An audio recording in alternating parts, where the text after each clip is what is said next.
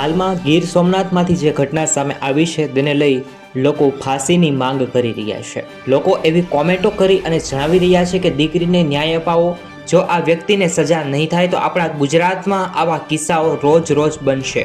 એટલે ન્યાયતંત્રને વિનંતી કરું છું કે આ નરાધમને ખુલ્લામાં ફાંસી આપવામાં આવે।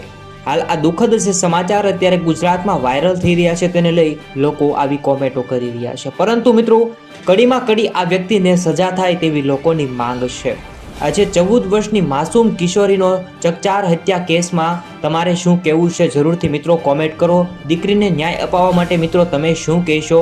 લોકો એવી માંગણી પણ કરી રહ્યા છે કે આ વ્યક્તિને કડીમાં કડી સજા થાય તેવી લોકોની માંગ છે।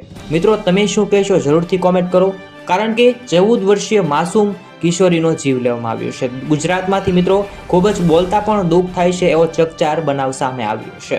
ભગવાન આ દીકરીની આત્માને શાંતિ આપશે। ગીર સોમનાથની અંદર મોટી સંખ્યામાં લોકો ભેગા થઈ અને હાલ 5 મિનિટનું મૌન ધારણ કરી અને ઓમ શાંતિ પણ પાઠવવામાં આવી હતી। હાલ આ માસૂમ દીકરીના હત્યારાને શું સજા થવી જોઈએ તે જરૂરથી મિત્રો કોમેન્ટમાં જણાવજો। અને જેમ બને તેમ મિત્રો આ વિડીયોને જરૂરથી તમારા દરેક મિત્ર પરિવાર સુધી શેર કરજો, જેથી આ ધૈર્ય દીકરીને ન્યાય મળવો વધુ સરળ બને।